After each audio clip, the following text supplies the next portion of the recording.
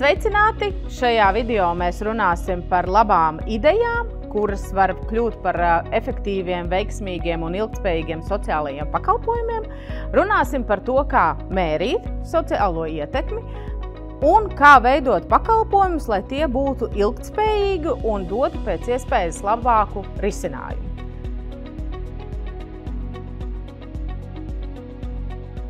Sociālie pakalpojumi un to sociālā ietekme, kā tā veidojās mums sabiedrībā kopumā.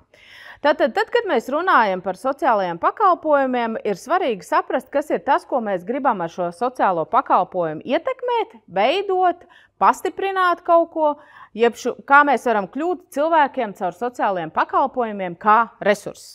Ļoti būtiski saprast, ka tā sociālā ietekme, ko mēs caur tiem veidojam, viņi veidojās tādās trijos līmeņos. Viens ir cilvēku līmenī, tas ir individu līmenī, kopienā un sistēmā kopumā, tad, kad mēs par to domājam. Un kas tad ir tajā personīgajā līmenī, manī kā cilvēkā? Tā ir tātad mainās manas spējas. Piemēram, ja es kaut ko neesmu varējis izdarīt, tad iegūstot caur sociālo pakalpojumu apgūstot jaunas aktivitātes, mainās arī manu spēju kopums. Tās iespējams spējas, kas man bijušas tādas vājāk attīstītas, es viņus varu aktivizēt caur dažādām aktivitātēm. Piemēram, dienas centros tas ir ļoti klasiski, kad ir iespējams saņemt gan mākslas terapiju, gan mūzikas terapiju, ergoterapiju un tā tālāk. Un tie ir tie veidi, kā cilvēkam, kuram spējas kādas nav bijušas stiprinātas caur šādām aktivitātēm, viņus var stiprināt. Ko tas manī maina? Tas maina to, ka es kaut ko varu izdarīt vairāk vai savādāk nekā līdz šim. Es varu gūt pozitīvas emocijas un arī pašpārliecību par to, ka es kaut ko varu izdarīt vairāk. Izdarīt savādāk, un tas ir iegūms ne tikai man, bet arī sabiedrībai kopumā. Un tagad mēs pārējām uz kopienu kā tādu. Ja mēs esam vairāk cilvēku vienā dienas centrā, piemēram, mēs varam veidot atbalsta grupas viens otram. Tas nozīmē, ka, piemēram, ja vecāki ved bērnus uz šo dienas centru, kur saņem dažādas aktivitātes, arī vecāki var izveidot tādas vecāku grupas, kurās veidojās kopīgas intereses, viens otram ir kā atbalsts. Izpratne veidojās un arī sadarbība. Ja es kaut ko nevaru izdarīt, tad otrs vecāks to var izdarīt un gala rezultātā mēs viens otru esam atbalstījuši un bijuši klātesoši, jo cilvēki, tie, kas ir ar līdzīgām vajadzībām, viņi arī viens otru saprot un arī saprot, kas ir tas, kā mēs viens otru varam stiprināt. Un trešais līmenis ir sistēma, jeb politika kopumā, kas attiecās uz valsti kopumā. Tas nozīmē, ka mēs arī varam ietekmēt sociālo politiku, veidot jaunus normatīvos aktus, piemēram, ja mums ir dienas centrā kāda inovatīva ideja. Mēs esam izdomājuši, ka citos dienas centros Latvijā nekā tāda nav, un mēs varam izveidot jaunu pakalpojumu, un gala rezultātā caur to mēs arī tad veidojam gan šos sociālo politiku, gan sabiedrības viedokli kopumā, līdz ar to arī normatīvo aktu regulējumu. Un tādā veidā mēs ieviešam jaunas aktivitātes, jaunas inovācijas mūsu sociālajos pakalpojumos kopumā. Un caur šādām sociālo ietekmi mēs arī varam atgriezt cilvēkus darba tirgū. Jo, piemēram, ja mums ir šī dienas centra pakalpojums, tas nozīmē, ka vecāki, kas savus bērnus aizved uz dienas centru, viņi var atgriezties darba vidē.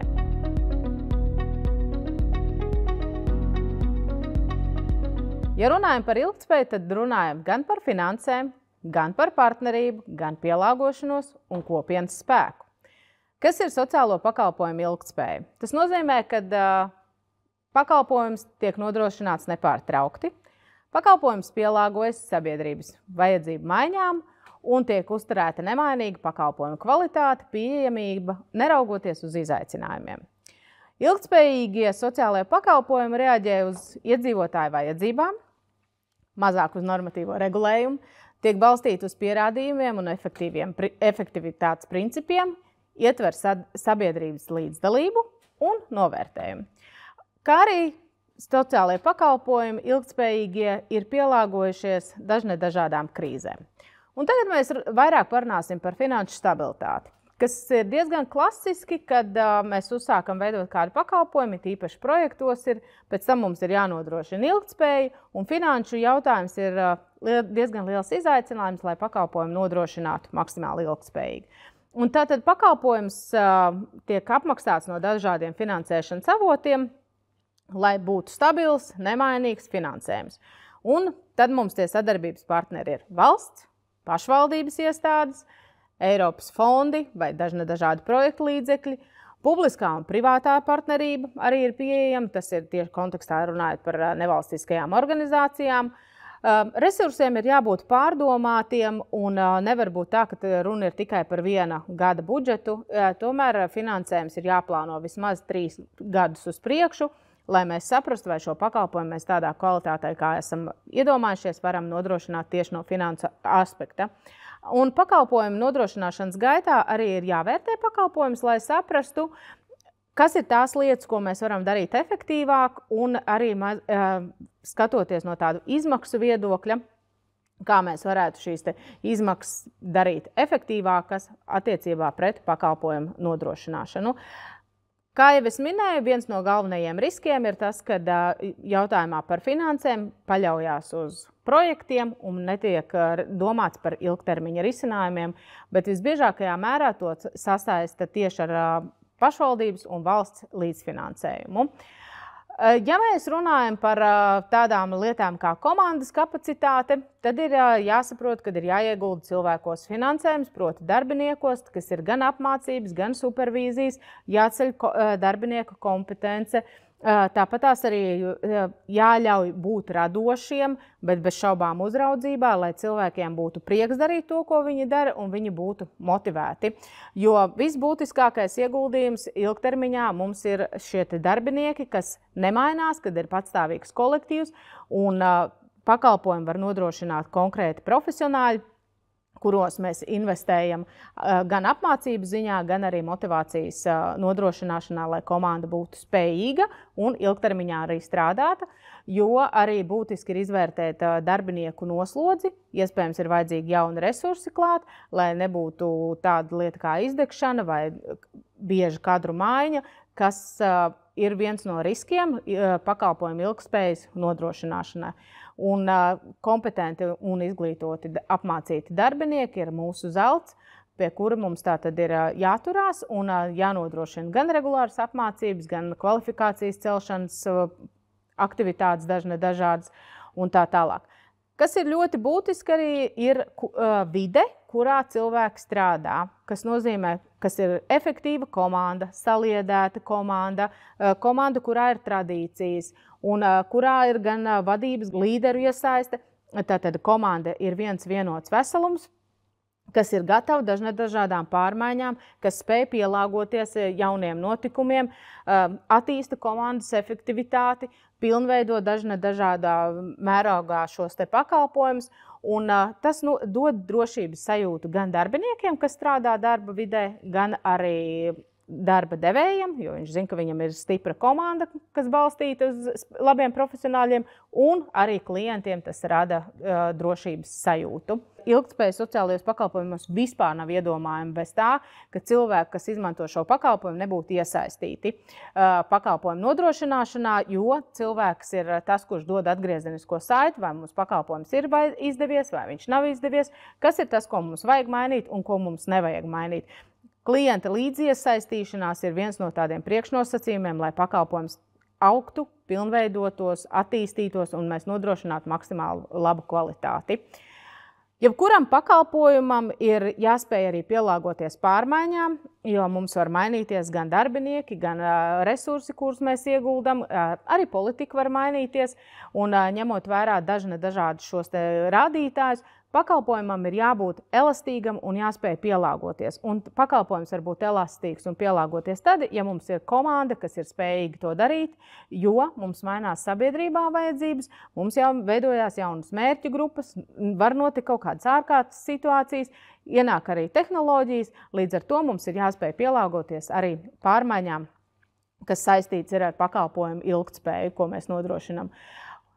Īsumā sakot, ilgtspēja ir spēja darboties ilgstoši, elastīgi, atbilstoši prasībām, kādas mums ir šobrīd, spēja pielāgoties, un viens no svarīgākajiem sociālajo pakalpojumu faktoriem ir saglabāt kvalitāti, sasniegt konkrētu mērķu grupu un izturēt krīzes, ja tādas ir, un pielāgoties pārmaiņām.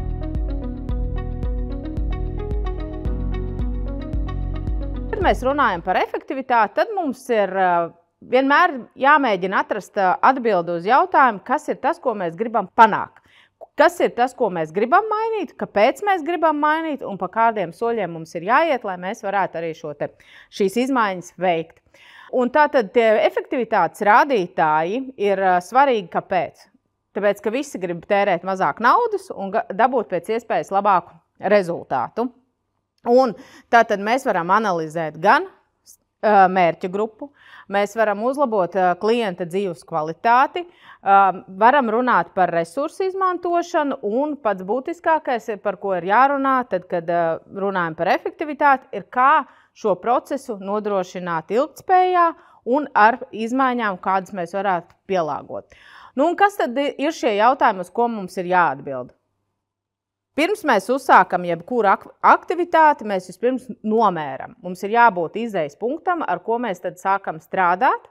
Tad būs jautājums, ar kādiem līdzekļiem vai kādām metodēm mēs to daram. Un tad, kad mēs izanalizējam, tad ir jāsaprot gala rezultātā, kas tad mums no tā ir sanācis. Un šeit ir 4 tādi pamata soļi. Pirmais ir resursi, ko mēs izmantojam. Tie ir finanšu resursi, tie ir darbinieki, tās ir telpas, kurās mēs veidojam šo te pakalpojumu, lai mēs tātad šis te tehniskais nodrošinājums, resursi, ar ko mēs strādājam. Otrais punkts ir, kas ir paveikts, cik ir veiktas konsultācijas, ar cik cilvēkiem mēs esam runājuši, vai, piemēram, aprūpes stundas, cik mums ir nodrošināts, vai cik konsultācijas mēs esam nodrošinājuši, vai, piemēram, mums ir bijušas dažādas vizītes vai sapulces. Jebkurā gadījumā tie ir rādītāji, kas ir pierādām ar kādām aktivitātēm. Trešais, par ko mēs runājam, ir kas ir tas, kāds ir ieguvums. Rezultāts no tā aktivitātēm, kuras mēs esam veikuši. Piemēram, tas var būt cilvēks ir atgūst kaut kādas funkcionēšanās spējas. Mēs varam izmērīt cilvēku apmierinātību ar pakalpojumu. Sākumā kāda bijusi sajūta vai apmierinātība ar pakalpojumu, un pēc tam, kad mēs esam veikuši atbilstošās aktivitātes, laika periodā mēs secinām, kas tad ir tas, kas ir mainījies. Ļoti būtiski ir šim punktam pievērst uzmanību cilvēku emocionālajiem stāvoklim un painteresēties, kāda ir diena bijusi. Pirms mēs veicam šo te novērtējumu, kāda apstākļi to ir ietvēruši, jo tas ir ļoti subjektīvs viedoklis, bet tajā pašā laikā nav mazsvarīgs, jo cilvēka viedoklis arī ir viens no tiem kritērijiem, kā mēs varam mērīt pakalpojumu efektivitāti. Tad mums arī viens no tādiem faktoriem, ko mēs varam mērīt, ir kā cilvēks jutās pirms viņš saņēma pakalpojumu un kā viņš jutās pēc. Un 4. punkts, par ko mēs runājam, ir ietekmes rādītāji.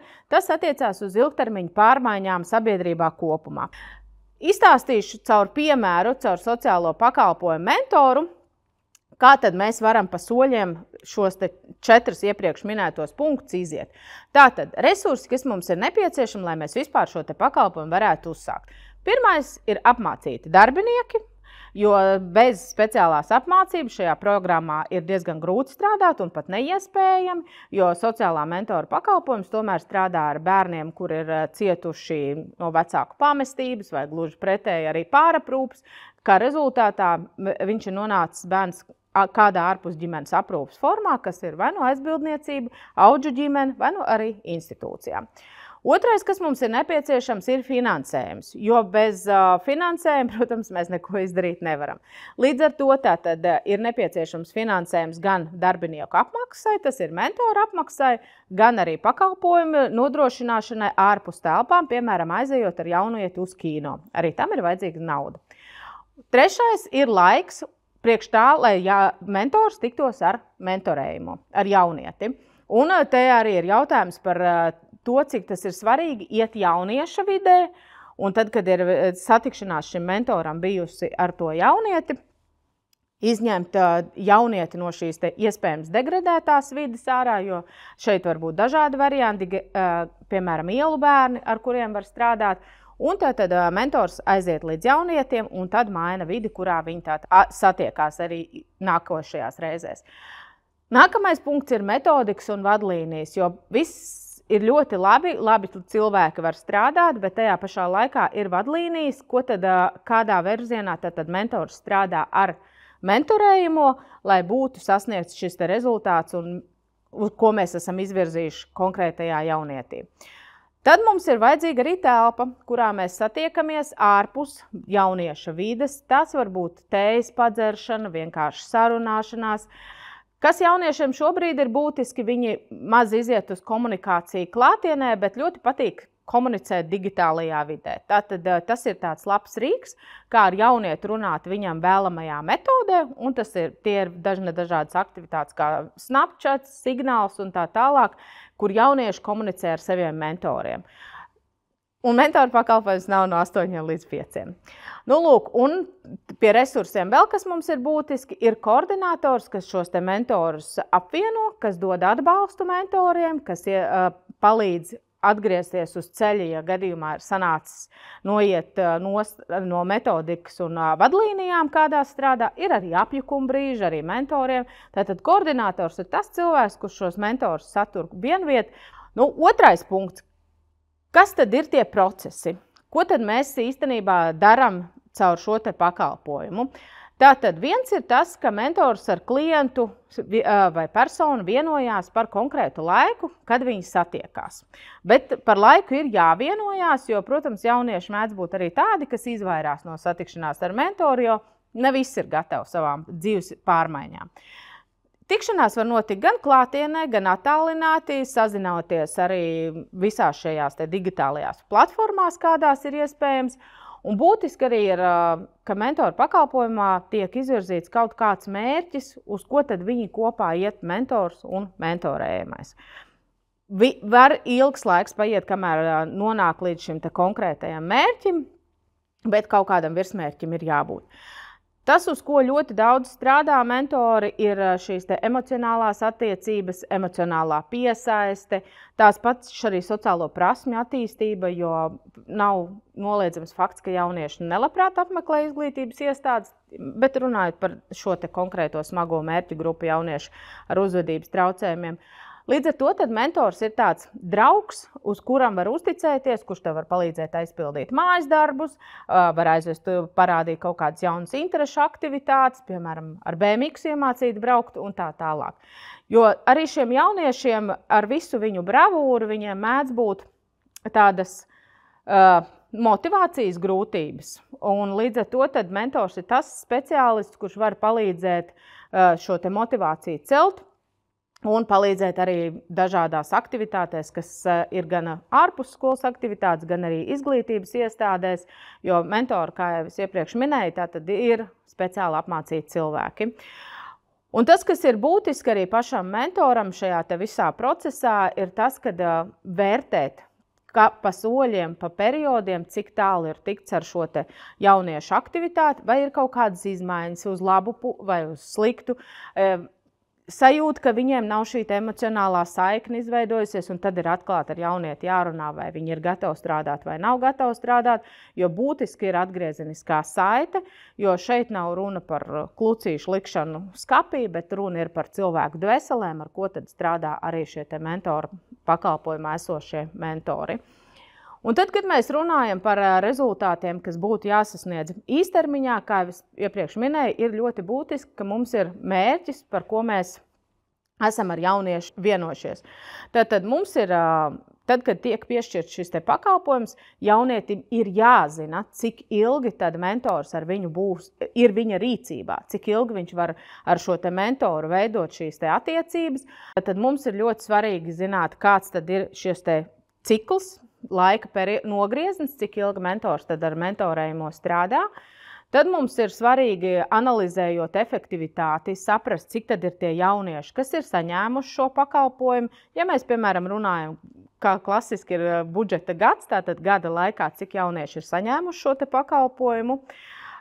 Pirms pakalpojumu uzsākšanas veids klienta novērtēšanu, kādas ir viņa ekspektācijas, ko viņš gaida no tā viss. Un tad arī pēc pakalpojuma, teiksim, pēc pusgada var uztaisīt vai pēc gada, atkarībā no individuālās situācijas. Un tad arī uztaisa anketēšanu jaunietim un saprot, kas viņa dzīvē ir mainījies. Vēl viens no rādītājiem, kas ir sasniedzamie tādi rezultāti, ir, piemēram, jaunieši, kas nav apmeklējuši skolu, bet viņš sāk apmeklēt skolu, piemēram. Vai arī viņam ir parādījies hobijs, un viņš ir sācis iet kaut kādā profesionālā sportā, piemēram, ar skateboardu nodarboties, vai vienalga, kaut vai tenisu sāk spēlēt.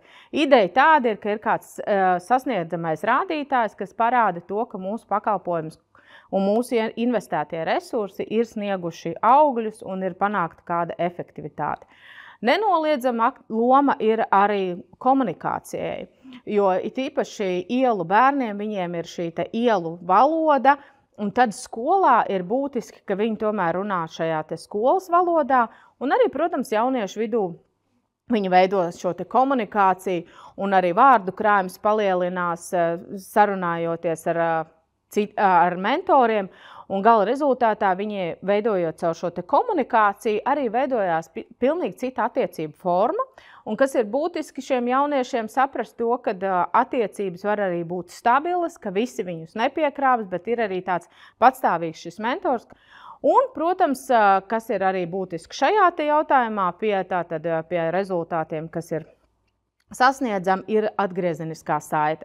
Un atgriezeniskā saite vairākos līmeņos, kas nozīmē, ka jaunietis dod atgriezenisko saiti mentoram, mentors dod atgriezenisko saiti jaunietim, un visā šajā stāstā arī ir iesaistīts koordinators, un bez šaubām arī, teiksim, citu iestāžu pārstāvi, kas var būt gan sociālais dienests, gan arī bāriņties, ja ir nepieciešama šāda atgriezeniskā saite no mentoriem. Un 4. punkts, kas ir ietekme, kas ir runa par ilgtermiņa pārmaiņām. Kas ir mērķis vispār šim sociālajam pakalpojumam? Jaunieši, kas ir atgriezušies izglītības iestādēs. Jaunieši, kas ir atraduši darba vietu, apguvuši profesiju, viņi nav sociāli atstumti, bet viņi ir integrējušies mācību vidē vai darba vidē. Izveidojušās stabilas attiecības, viņi ir kļuvuši motivētāki, pašpārliecinātāki, iedvesmotāki, tādi stabili savā pārliecībā.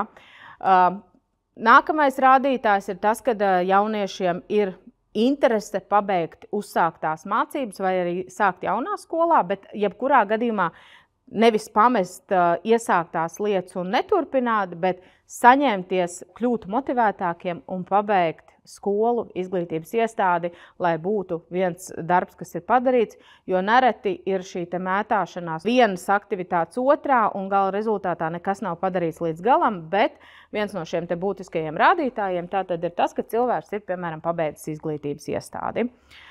Un jo vairāk šādi jaunieši ir, jo mēs esam efektīvāk strādājuši un arī mērķēti ir saņemta šis atbalsts.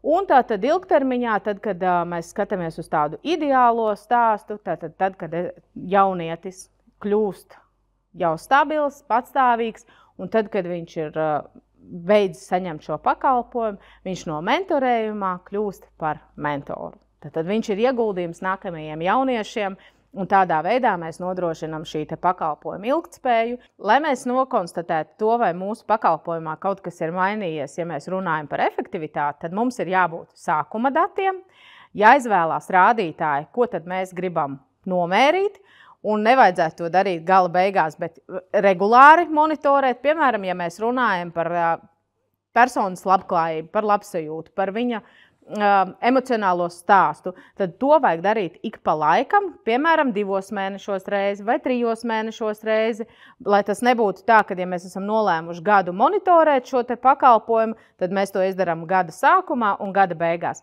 Ir jābūt arī pa vidu šiem mērītājiem, konkrētiem rādītājiem, kas tad ir tas, ko mēs gribam caur šo pakalpojumu efektivitāti saprast, kas mums strādā un kas mums nestrādā. Un tātad ir 3 šie konkrētās rādītāji, par kuriem mēs varam runāt. Kvantitatīvie rādītāji, kas ir klientu skaits un iegūtie rezultāti. Kvalitatīvie rādītāji, kas ir cilvēka labsajūta un labklājība. Un 3. aktivitāte ir ilgtspējas pazīmes. Kā es iepriekš arī teicu, mentorējamais kļūst par mentoru.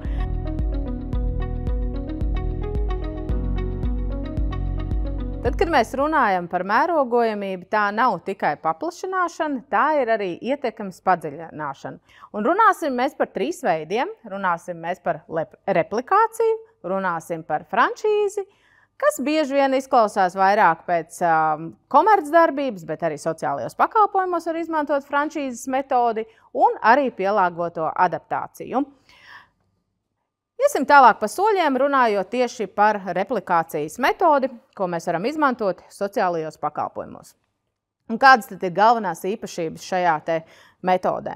Tā ir tāda standartizēta pieeja, kad pakalpojumi gan saturs, gan metode, gan arī visa organizācijas būtība netiek mainīta.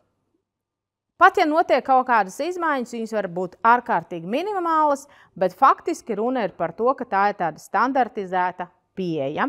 Par procesiem un metodēm runājot, savukārt tie ir tādi pārnest viens pret vienu. Varētu teikt pēc analoģijas tā kā kopēt.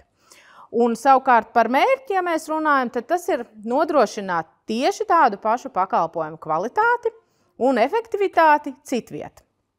Parasti izmanto, ja pakalpojums sevi jau ir pierādījis, pakalpojums ir izanalizēts, izvērtēta pakalpojuma efektivitāte, un šis pakalpojums ir iespējams pārnest uz citu vidu vai arī ieviest plašākā mērogā. Kādas tad mums ir priekšrocības, ja mēs izvēlojamies šo replikācijas metodi, pārnesot oriģinālu jaunā vidē?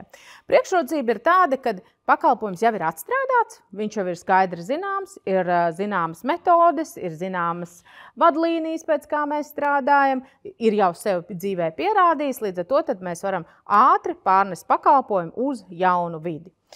Jo tas dod ne tikai ātrāku pakalpojumu uzsākšanu, bet arī garantē to, ka šis pakalpojums jau savu kvalitāti ir pierādījis un efektivitāti, un mums nekas jauns nav jāizveido. Tas nozīmē arī, ka mums ir vienota prakse, mums ir vienoti standarti, vienādas metodas, ar ko mēs strādājam. Līdz ar to tas mums dod tādu drošības sajūtu, veidojot pārnesot šo pakalpojumu uz jaunu vidi vai paplašinot, ir tas, ka viss jau ir pārbaudīts, viss jau ir piedzīvots, un faktiski ir tā, ka mums ir maz iespējas kļūdīties. Protams, cilvēcīgās kļūdas nav izslēgtas, bet tajā pašā laikā, kad šis oriģināls jau ir aprobēts dzīvē un gana labi sev pierādījis, ka viņš strādā, tas nozīmē, ka mēs varam arī samazināt kļūdu varbūtību. Un tātad, ja mēs runājam par šo replikācijas metodi, kad tas ir viens no galvenajiem veidiem, kā sociālajie pakalpojumi tiek ātri, ērti un kvalitatīvi paplašināti, tomēr vienīgais ir svarīgi rūpīgi plānot un izvērtēt, vai mēs pārnesot šo pakalpojumu, mēs nodrošinām tādu ilgtermiņu atbalstu jaunai komandai, lai mēs nezaudētu šo pakalpojumu kvalitāti, kas ir mūsu tā kā zīmols oriģinālajiem pakalpojumam. Ja mēs runājam par franšīzi, tad tas ir pakalpojums veids, kura tātad es kā franšīzes devējs nododu pakalpojumu, piemēram, kādai nevalstiskajai organizācijai.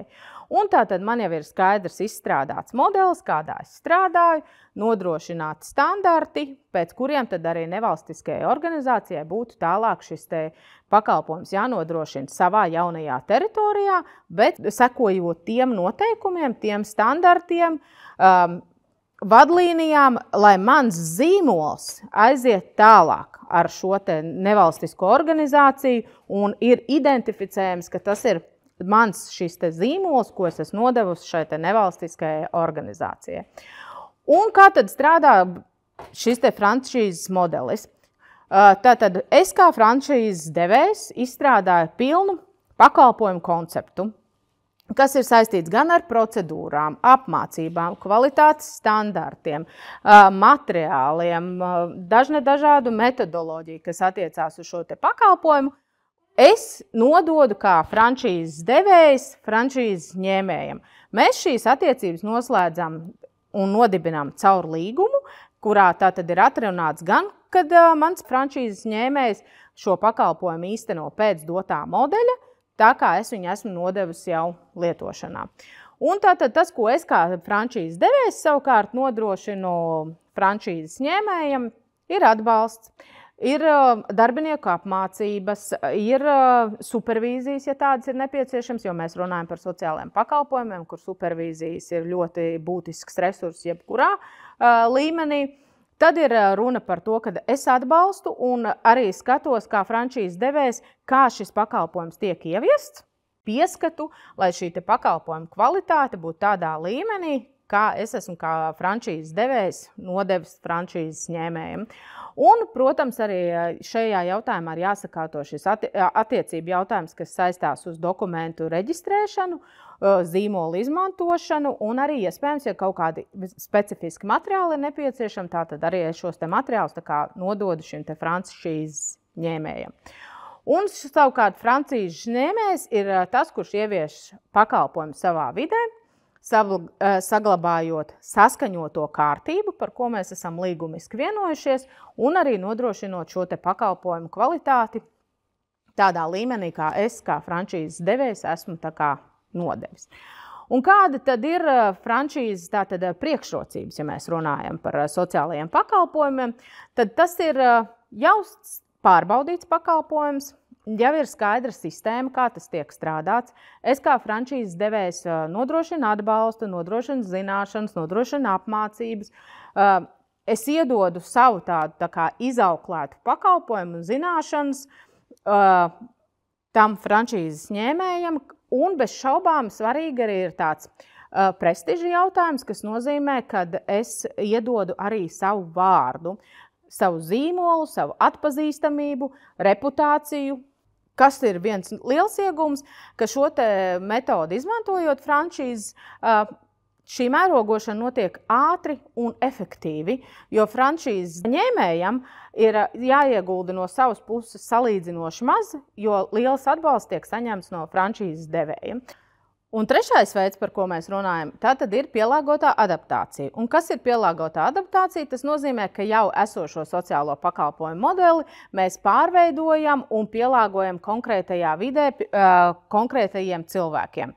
Un, lai pēc iespējas saņemtu mērķētāku atbalstu un atbilstību, piemēram, kultūras īpatnībām, dažādiem resursiem vai citiem faktoriem, bet saglabājot šī pakalpojumu pamata principus un mērķus, bet pielāgojot atbilstoši videi, kurā mēs šo pakalpojumu plānojam pārnest.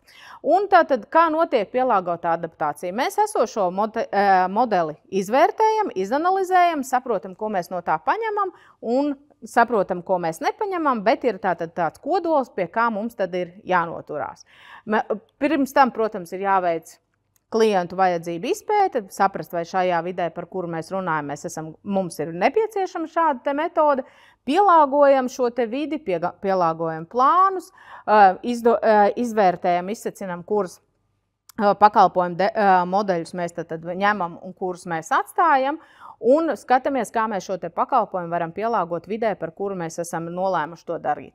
Un tātad pakalpojumu mēs pārveidojam minimāli, saglabājot kodoli, ieviešam, un arī prakses gaitā mēs varam izvērtēt un skatīties, kā tad šis pakalpojums strādā, ko mēs varam paņemt un ko mēs varam mainīt, jo kas ir būtiski, ka mums ir jāveic nepārtraukts monitorings, vai šis pakalpojums ir savu mērķi sasniedzis, un ja nav sasniedzis, tad kas ir tas, ko mēs varam mainīt. Būtiski ir arī klientu atsauksmes par pakalpojumu, ko mēs esam ieviesuši. Un tātad viens kā no piemēriem varētu būt tad, ja mēs pakalpojumu, kas strādā pilsētvidē, mēs esam nolēmuši, ka mēs arī viņu pārvietotu uz lauku vidi. Līdz ar to tad ir jāskatās, kādi ir tie apstākļi, uz kādiem mēs pārnesam, un ir jāskatās, kas ir tās sastāvdaļas, ko mēs tur darām un ko mēs nedaram. Kādas tad ir priekšrocības? Priekšrocības ir tās, ka mēs esam elastīgāki, mēs varam uzlabot pakalpojumu, mēs izvērtējam kopienu, kurā mēs strādājam, tātad vietējo iedzīvotāju vajadzības, veidojam to sociālo pakalpojumu tādu iekļaujošu, un tas arī tādā veidā stiprina šo pakalpojumu ilgtspēju un ietekmi, jo mēs esam viņu adaptējuši tajā vidē, kurā mums ir vajadzīgs šis pakalpojums. Un tad, kad mēs runājam par sociālo pakalpojumu mērogojamību, mums ir jāsaprot, ka ir tādi 3 skaidri priekšnosacījumi, pēc kuriem mēs varam vadīties. Kas ir pirmām kārtām izvēlēties skaidru modeli, kādā veidā mēs šo pakalpojumu mērogojam, ir pierādīta pakalpojuma efektivitāte un jāizpēta arī vietējais pieprasījums pēc šī konkrētā sociālā pakalpojuma, ko mēs esam nolēmuši mērogot. Bet pirms mēs veicam sociālā pakalpojuma paplašināšanu vai arī padziļināšanu, mums ir jāsaprot, ka ir 4 atbalsta elementi, kurus ir būtiski izvērtēt. 1. Efektīvi risinājumi, to mēs veicam oriģinālajā pakalpojumā un saprotam, kādi tad ir šie risinājumi, lai mēs nodrošinātu efektīvu pakalpojumu. 2. te ir finanšu ilgtspēja, jo mēdz būt riski, kad mēs uzsākam jaunu sociālo pakalpojumu, bet nav izvērtēta kārtīgi finanšu ilgtspēja. 3. ir sistēmiskās izmaiņas, kuras tiek arī vērtētas oriģinālajā pakalpojumā un arī pārnesot tālāk, saprast, vai mēs varam šīs sistēmiskās izmaiņas realizēt. Un 4. elements ir gan vadība, gan arī komanda, kas tiek izvērtēta oriģinālā pakalpojuma ietverā un saprotot, vai mums arī būs līdzvērtīgi resursi, arī pakalpojumu pārnesot tālāk vai arī padziļinot pakalpojumu ietekmi.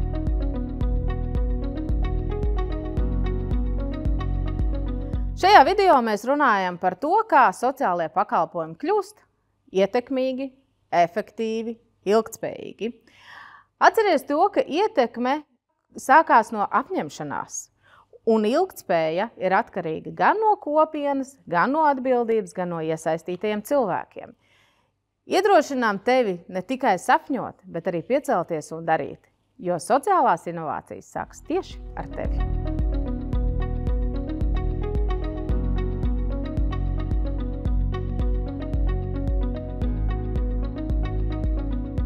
Šajā gadījumā mēs runājam par 2 datu veidiem. Viena ir kvantitatīvie dati, kas atspoguļo rezultātu, sniegto konsultāciju skaitu, nodrošināto pakalpojumu stundu vai cilvēku skaitu.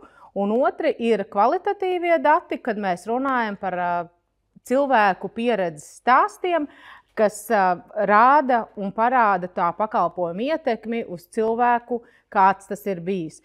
Kas ir svarīgi atcerēties, kad ir jāveic pirms tam, jākonstatē stāvoklis pirms un jākonstatē stāvoklis ir pēc tam. Un šajā gadījumā būtu svarīgi izmantot arī, ja ir iespējams, salīdzinošās grupas, piemēram, vairāk sadalīt 2 grupas un skatīties, kāda tā ietekme ir bijusi. Un tādā veidā arī šī datu analīze mums arī kalpo kā resurss, lai mēs piesaistītu gan finansējumu, gan arī pierādītu pakalpojumu jēgpilnumu. Un mēs varētu arī no šī pakalpojuma tādā veidā arī mācīties un iespējams ieviest kaut kādas jaunas aktivitātes un paplašināt šo pakalpojumu. Ja runājam par datu nozīmīgumu, tad ir tādi pāris aspekti, kas ir jāņem vērā, priekš kam ir vajadzīgi ievākt datus. Viens ir tad, kad mēs monitorējam savu pakalpojumu, skatāmies, ko mēs no tā varam papildināt, izņemt ārā, pievienot klāt, respektīvi pakalpojumu saturu veidot. Otrais ir, mēs varam skatīties, kā veidojās pakalpojumu kvalitāte caur šiem datiem, jo intervijas ar klientiem, atgriezeniskā saite ir viens no tādiem pakalpojumu kvalitātes vērtējumiem. Trešais, tas ir arī finansējuma piesaist, jo bez šaubām jebkurš investors grib redzēt, cik tas maksā un kāda ir pret katru ieguldīto eiro, kāda ir atgriezeniskais finansējums, sabiedrības labsajūta un visādīgi citādīgi vērtējumi.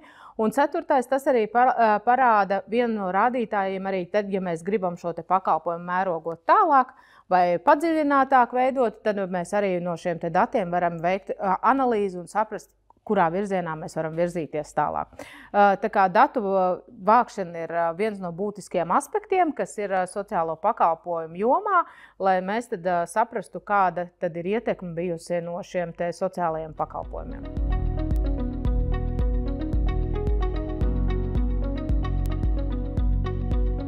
Tātad ANO ir izstrādājuši 17 ilgtspējas mērķus. Zem katra no šiem mērķiem ir izstrādāti arī apakšmērķi. Un tad, kad mēs veidojam sociālos pakalpojumus, ir vērtīgi ieskatīties šajos pasaulē izstrādātajos mērķos, jo mēs jau šo pakalpojumu neveidojam tikai vienam cilvēkam, mēs veidojam kādai konkrētai mērķu grupai.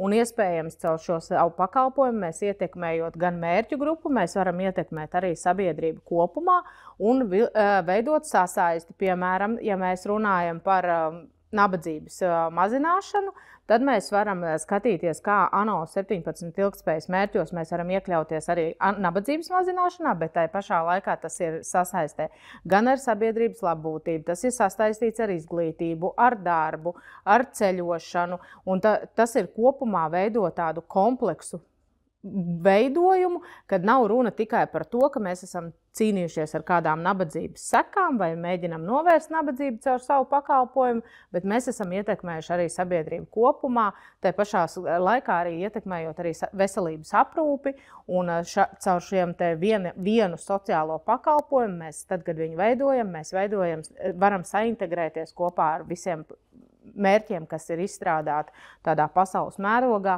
Un otrs variants ir tas, ka caur šiem te ilgtspējas mērķiem arī ir dažādas projekta aktivitātes, kur ir iespējams piesaistīt finansējumu. Fondu līdzekļi ir iedalīti šiem te mērķiem, un ja mēs veidojam sociālo pakalpojumu, mēs varam paņemt kādu elementu no cita ilgtspējīgā mērķa un iespējams piesaistīt projekta līdzekļus, lai šo te iniciatīvu realizētu.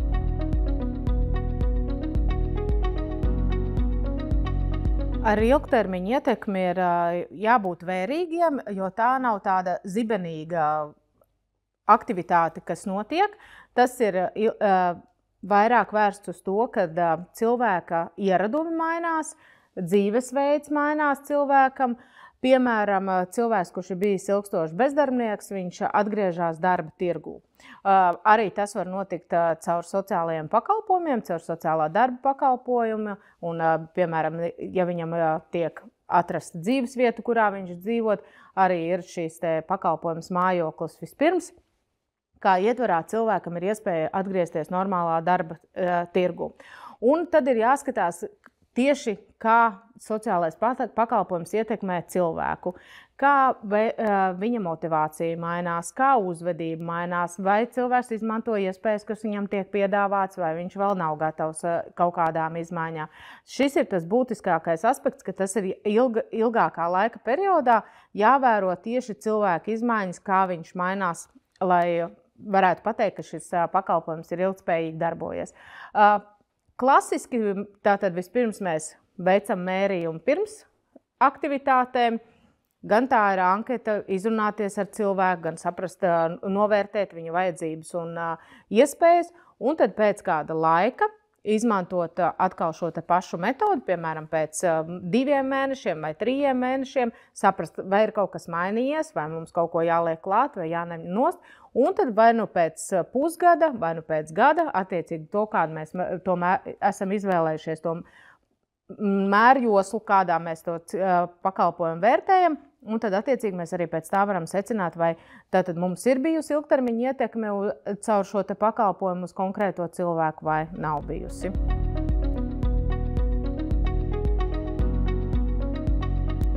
Finanšu ilgtspēja tas ir tāds vērienīgs izaicinājums, jo klasiski ir tā, ka projektā ietvarā tiek veikts pilotprojekts par projekta finanšu līdzekļiem, un pēc tam, kad ir projekts beidzies, ir jāmeklē finansējuma avots, jo pie pakalpojuma ir pieredzināti gan pakalpojumu ņēmēji, gan pakalpojumu sniedzēji, un tai pašā laikā arī sabiedrība kopumā. Un tad, ja mēs runājam par projektu, tātad finansējumu piesaistes avotiem, tad tie, protams, ir gan valsts finansējums, gan pašvaldības finansējums, jo pašvaldība ir tā kā atbildīga par iedzīvotājiem, kas saņem šos sociālos pakalpojumus. Ir sociālai pakalpojumi, kur ir arī klientu līdzmaksājums. Klasiski tas ir ilgstošs sociālās aprūpes un sociālās rehabilitācijas pakalpojumam. Ir nevalstiskās organizācijas, kas strādā uz ziedojumu bāzes, bet tie ir tādi nepatstāvīgi ienākumi, ar kuriem tā kā grūti rēķināties ir. Tad ir arī fondu līdzekļi pieejami, un tad ir tāda aktivitāte kā sociālā uzņēmējdarbība, caur kuru arī tātad var veicināt šo te finansējumu tādu mērenu līdzsvarotību un tādu ilgtspēju. Būtībā ļoti būtiski ir nepaļauties tikai uz vienu finansējuma avota, lai nodrošinātu sociālos pakalpojumus, bet integrēt vairākus finansējuma avotus kopā. Tādējādā veidā mēs mazinām šos te riskus, kad finansējums varētu pietrūkt vai kāda puse nebūtu gatava līdzdarboties ar finansējumu. Līdz ar to, ja par pakalpojumu tiek maksāts no dažādiem avotiem, tad ilgtspēja ir nodrošināt vieglāk un mērenāk nekā tad, ja finansējums nāk no viena finansējuma avota.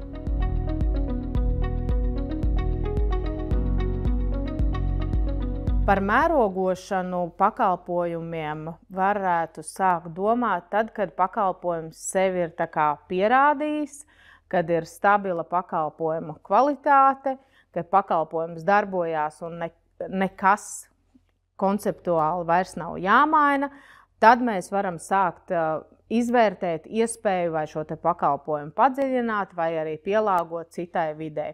Un svarīgi ir arī saprast tātad, kādā modelī mēs to darīsim, kādi būs tad tā mērķa grupa, ar kuru mēs strādāsim. Un, ja vēl mēs vērtējam, ko pakalpojumam pielikt klāt vai noņemt nost, tad nav vēl īstais laiks, lai šo te pakalpojumu tā kā mērogotu. Tad vēl ir jāizstrādā pilnīgi absolūti precīzi, skaidri, lai būtu pakalpojumu kvalitāti nodrošināt, lai pakalpojums būtu efektīvs un lai viņš būtu stabils bez izmaiņām. Pie tādiem nosacījumiem tad mēs varam sākt izskatīt iespēju par to, kad var mērogot šo pakalpojumu. Būtiski ir nesasteigt šo te mērogošanu, jo tas ir tāds process, kas ir jāiziet tā, lai tad, kad pakalpojums tiek padziļināts vai pārnests uz citu vidi, viņš vairs nav jāizvērtē, bet var jau pārnest viens pret vienu. Un tas ir viens no tādiem ilgtermiņa procesiem, sociālajiem pakalpojumiem, lai mēs arī varam nodrošināt šo te pakalpojumu ilgtspēju tādā statusā, kāds jau tas pakalpojums ir izveidots un, varētu teikt, tā noslīpēts.